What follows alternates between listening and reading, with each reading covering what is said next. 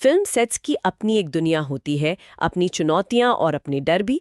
आज हम एक ऐसे ही थोड़े अनोखे डर की बात कर रहे हैं जिसके बारे में शायद बाहर ज्यादा लोग नहीं जानते। हमारे सोर्स मटेरियल में इसे डायरेक्टर फोबिया कहा गया है। सुनने में शायद थोड़ा नाटकीय लगे, पर ये असल चीज है। जी हाँ, बिल्कुल। ये सिर्फ नाम नहीं है, ये सेट पर महसूस किया जाने वाला एक वास्तविक दबाव है। तो आज हम यही समझने की कोशिश करेंगे, आखिर ये है क्या, क्यों होता है ये, और सबसे जरूरी बात, जो लोग सेट पर काम करते हैं, मतलब एक्टर्स या दूसरे क्रू मेंबर्स, वो इससे कैसे निपट सकते हैं। यही हमारा आज का फोकस है। सही। और एक दिलचस्प बात जो सामने आई वो ये कि ये सिर्फ एक्टर्स का ही डर नहीं है। सोर्स कहता है कि कैमरामैन, टेक्नीशियन, यहाँ तक कि असिस्टेंट डायरेक्टर्स भी इसे महसूस करते हैं। तो ये मामला काफी फैला हुआ है। बिल्कुल, बिल्कुल। और इसका जो मूल कारण बताया गया है वो डायरेक्टर की दोहरी भूमिका में है। देखिए, डायरेक्टर सिर्फ एक क्रिएटिव हेड नहीं होता, वो एक तरह से सेट का प्रशासक भी है, मैनेजर भी है। सो साफ कहता है कि फाइनेंस को छोड़कर सेट पर निर्देशन या प्रबंधन से जुड़ी लगभग हर गड़बड़ के लिए अंत में जिम्मेदार वही होता है। हाँ। तो ये दोहरा बोझ है, क्रिएटिव भी और मैनेजरियल भी। हाँ, और यहीं से वो तनाव शुरू होता होगा, है ना?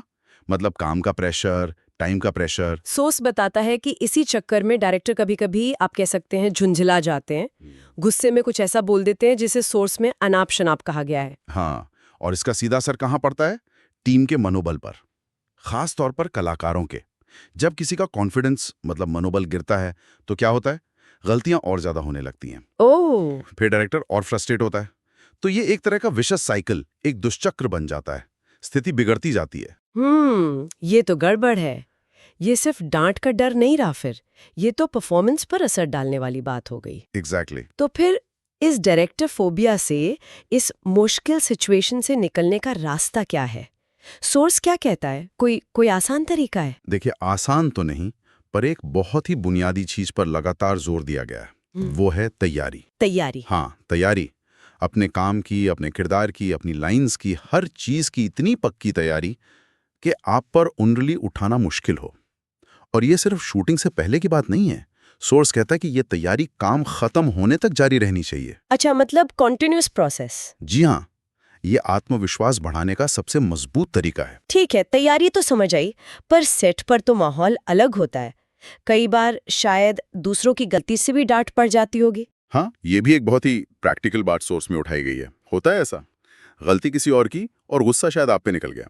इसीलिए एक और चीज बहुत जरूरी बताई गई है, वो है अपने साथी कलाकारों और बाकी यूनिट के साथ अच्छी ट्यूनिंग। ट्यूनिंग मतलब आपसी समझ। हाँ, आपसी समझ, तालमेल, शूटिंग से पहले और शूटिंग के दौरान भी। अगर टीम में अच्छा कोऑर्डिनेशन है तो गलतफहमियां कम होती हैं, एक दूसरे को सपोर्ट मिलता है। ये बात भी सही है। एक अच्छा माहौल बनता है उससे। बिल्कुल। पर सोर्स ये भी इशारा कर रहा है कि सिर्फ ट्यूनिंग से ही शायद पूरी बात ना बने। मतलब कलाकार को खुद भी बहुत सचेत रहना पड़ता है, अपना मोराल भी हाई रखना है और कोशिश करनी है कि डायरेक्टर का मूड भी ठीक रहे। ये तो बड़ा नाजुक बैलेंस लगता है। तो ये संतुलन साधना ही असली चुनौती है।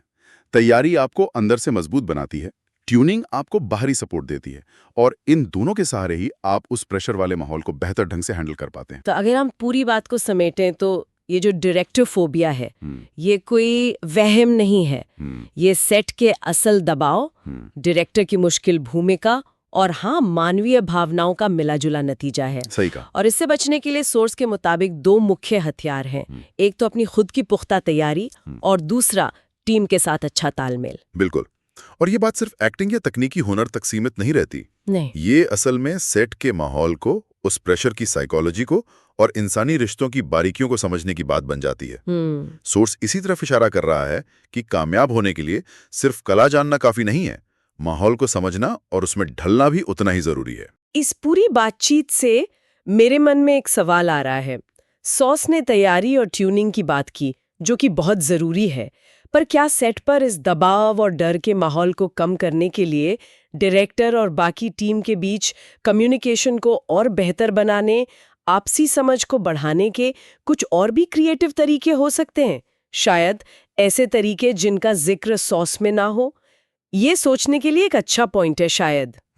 ये वाकई एक दिलचस्प सवाल है आगे सोचने के लिए।